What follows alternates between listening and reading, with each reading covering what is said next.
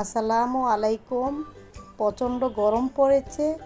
প্রচণ্ড গরমে আমাদের শরীরের জন্য পানীয় বা লেবুর শরবত খুবই উপকারী।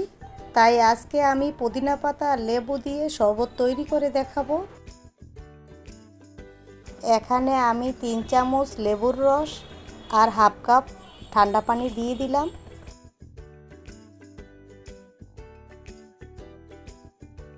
এখন দিয়ে দিলাম কিছু পুদিনা পাতা। পুদিনা পাতা স্বাস্থ্যের জন্য খুব উপকারী। এখন দিয়ে দিলাম 2-3টি বরফের টুকরা। আমি এখানে 1.5 চামচ চিনি দিয়েছি। চিনির পরিমাণ আপনারা স্বাদ বুঝে দিবেন। এখানে সামান্য পরিমাণ লবণ দিয়ে সবগুলোই ভালো করে ব্লেন্ড করে নিলাম।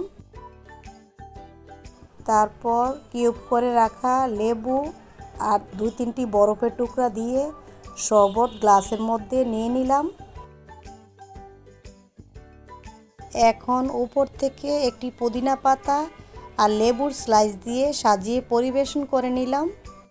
এই প্রচণ্ড গরমে আপনারা অবশ্যই বাসায় লেবু পুদিনা পাতা দিয়ে এই শরবতটি ট্রাই করে দেখবেন। আমার রান্না যদি ভালো লেগে থাকে চ্যানেল সাবস্ক্রাইব করে আমার পাশে থাকবেন।